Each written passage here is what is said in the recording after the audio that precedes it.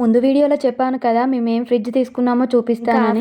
ఈ ఫ్రిడ్జ్‌లు చూసి లాస్ట్‌కైతే ఒకటైతే ఫైనల్ చేసేసాము. ఇంకా నిన్ననే డెలివరీ అయింది. ఎలక్ట్రీషియన్ వచ్చి ఇంకా ఆన్ చేసి ఇంకా కొన్ని చెప్పేస్తారు కదా వాళ్ళు. అలా అయితే చెప్పేసి వెళ్ళిపోయారు. ఫ్రిడ్జ్ ఆన్ చేసి నేనైతే ఇలా పూజ అయితే చేసుకున్నాను. ఇంకా బొట్లు పెట్టేసుకొని పూజ చేసుకున్నాను. ఇంకా మనం ఇంట్లోకి ఏ వస్తువు తీసుకున్నా అది దేవుడితోని సమానం కదా! దానికి కంపల్సరీ పూజ చేసుకోవాలి కదా! ఇంకా ఇలా అయితే బొట్లు పెట్టేసుకొని మీకైతే ఓపెన్ చేసి చూపిస్తున్నాను ఎలా వచ్చిందనేది. నాకేంటో పాత ఫ్రిడ్జ్ మీద ఉన్న ప్రేమంతా దీని మీద ఉండడం లేదు. దాని మీదనే ఎక్కువ అనేది ఆలోచన వస్తుంది అసలు. కొన్ని వస్తువులు అంతే కదా అలా ఉండిపోతాయి మనసులో. వెజిటేబుల్ ఫ్రూట్ బాక్స్ అయితే ఇంకా ఇట్లా పెద్దగా భలే వచ్చింది. నాకైతే అది బాగా నచ్చింది. డీప్ ఫ్రిడ్జ్ కూడా బాగానే వచ్చింది. కానీ ఏంటో డీప్ ఫ్రిడ్జ్ లో లైట్ రాదంట. నాకు కూడా తెలియదు. నేను లైట్ రాకపోయేసరికి అసలు షాక్ అయ్యాను. ఏంటి డీప్ ఫ్రిడ్జ్ లో లైట్ రావట్లేదు అని అడిగితే డబుల్ డోర్ ఫ్రిడ్జ్ లో డీప్ ఫ్రిడ్జ్ కి లైట్ రాదని ఎలక్ట్రీషియన్ అన్నయ్య చెప్పాడు. ఇంకా మొత్తానికి మేము తీసుకున్న ఫ్రిడ్జ్ వచ్చేసి ఇది ఎల్జీ కంపెనీ తీసుకున్నాము. దీని కాస్ట్ వచ్చేసి 27,000 అయితే మాకు 23కి వచ్చింది. పెద్ద ఫ్రిడ్జ్లు తీసుకొని రూమ్ మారినప్పుడు ఇబ్బంది పడేదానికంటే ఇలా ఇబ్బంది పడ్డదే నయ్యం. నాకైతే పర్లేదు, సరిపోతుంది మాకు. ముందు ఫ్రిడ్జ్ బాగుందా, ఈ ఫ్రిడ్జ్ బాగుందా? సర్లే కానీ మా ఫ్రిడ్జ్ ఎలా ఉందో కామెంట్ చేయండి. వీడియో నచ్చితే ఒక చిన్న లైక్ ఇచ్చి సబ్స్క్రైబ్ చేసుకోండి. సబ్స్క్రైబ్ చేసుకోవడం మర్చిపోకండి.